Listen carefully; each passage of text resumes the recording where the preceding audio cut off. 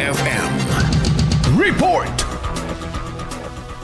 Umarangkada na sa lungsod ng Dagupan ng taunang Regional Schools Press Conference na may temang Media for Inclusion, Promoting Diversity, Equity and Integrity Through Campus Journalism. Tinatayang nasa higit 5,000 mula sa 14 na schools division sa rehiyon ang magtatagisan ng galing sa pagsusulat, pagguhit, pagguhan ng retrato, maging ng pagbo-broadcast sa TV at mga radyo. Inihayag naman ni Department of Education Region 1 Director Tolentino Aquino na ang buong pagsuporta nito upang ma-develop ang kaisipan ng bawat estudyante, lalo na sa pag-usbong ng mga fake information. Para naman kay Chelsea ng Candon City, mag-aaral mula sa Ilocos Sur Division, kumpiyansa naman itong maiuwi ang kampyonato sa kanyang kategorya. Bring home yung title and to represent our school sa NSPC, yun naman yung target namin, and not just that, but of course for us to hone up our skills and capabilities as a journalist and as a student.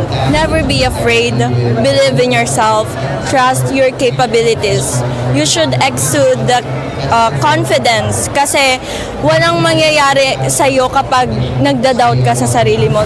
Samantala, kasabay din ito ang pagsasagawa ng Regional Festival of Talents. Inaasahan namang magtatagal ang mga kaganapan hanggang sa 15 ng Pebrero. Kasama mo mula rito sa IFM Dagupan, ito si Idol Matthew Pacheco. Tatak IFM.